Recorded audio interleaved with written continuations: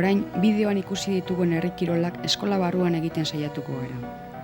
Horretarako, bertan ditugun tresna arruntez baliatuko gara. Esate baterako, aizkoraren jokua egiteko jarleku luzeak eta lastamarragak enborrak egiteko erabiliko ditugu. Makilak aizkorak izango dira. Paperak epaile txikientzat izango dira eta kronometroa epaile nagusiarentzat.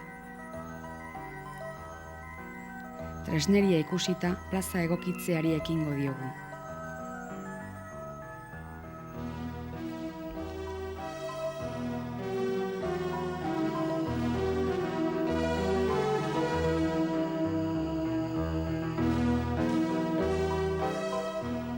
Ikusten duzuen bezala, lastamarragak jarlekuen azpian jarri ditugu borobilduta. Aizkolaria guztiaren gainean zutik jarriko da. Alboetan epaile txikiek kolpeak batek eta hutsak besteak zenbatuko dituzte. Epaile nagusiak berriz saioen hasiera eta bukaera emango ditu.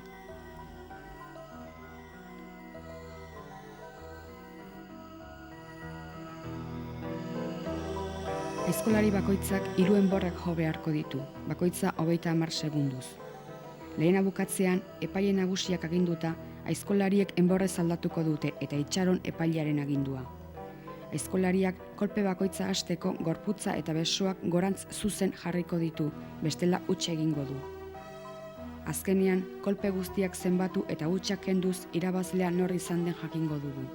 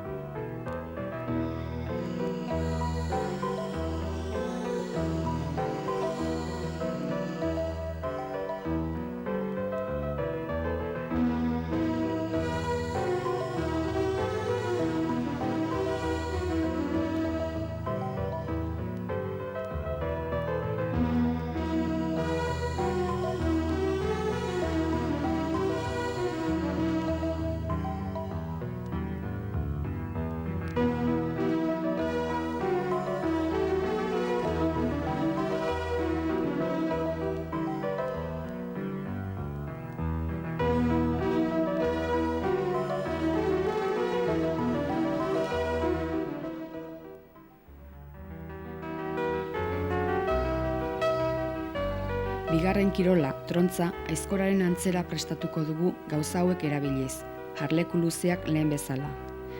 Bikote bakoitzeko erdian pixudun zerbait erantsi diogun soka bat.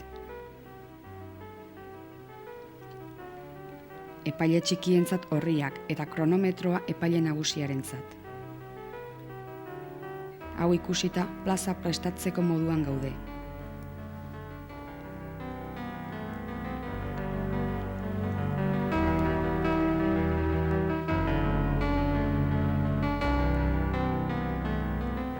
Trontzalari bikotea soka 2 muturretatik helduta jarlekuaren 2 aldetara jarriko da.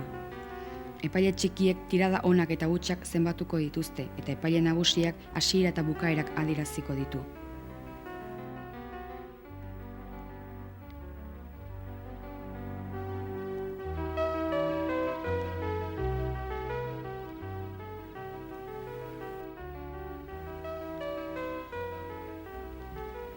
Tirada ona izateko eskuez jarlekuaren nertza gainditu beharko da, baina pisuak jarlekua ukitzen badu hutsa izango da.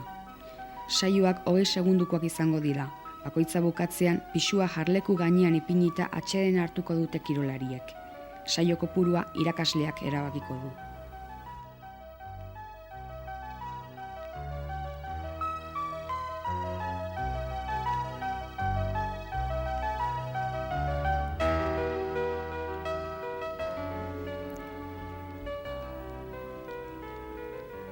Joku hauek proposamen bat baino ez dira. Irakasleak bere irudimenaren arabera alda ditzake bai tresneria bai jokuaren oinarriak ere.